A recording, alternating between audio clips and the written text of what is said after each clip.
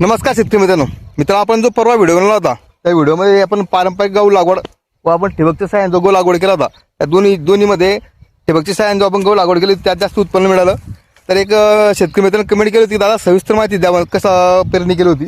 तर बघा, आधी या शेतामध्ये कपाशी लागवड केली होती. कपाशी काढल्यानंतर रोटर मारल्यानंतर नळ्यातून घातला आणि 4x6 हे जे अंतर आहे 4x6 अंतरावर इथे ट्रॅक्टरच्या साहाय्याने गहू लागवड केली होती. गहू लागवड त्यांना 2 एकरमध्ये फक्त 40 किलो लागला.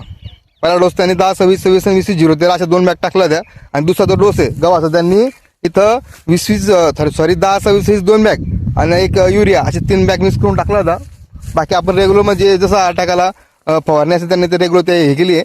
अशा प्रकारे त्यांनी नाचणी केल्यानंतर बघा, असं जर केलं तर तुम्हाला रात्री शेतात याचं टेन्शन राहत नाही, कारण की बटन दाबलं ठिबकने पाणी जात आहे.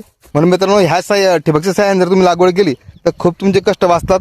म्हणून मित्रांनो, आता आधुनिकतेकडे वळायचं आहे. जास्त कष्ट न करता पीक घ्यायचं असेल तर हे बेस्ट राहील. मित्रांनो, व्हिडिओला लाईक शेअर कमेंट करत जा व मला फॉलो करायला विसरू नका, जेणेकरून नवीन व्हिडिओ तुमच्यापर्यंत पोहोचत राहील.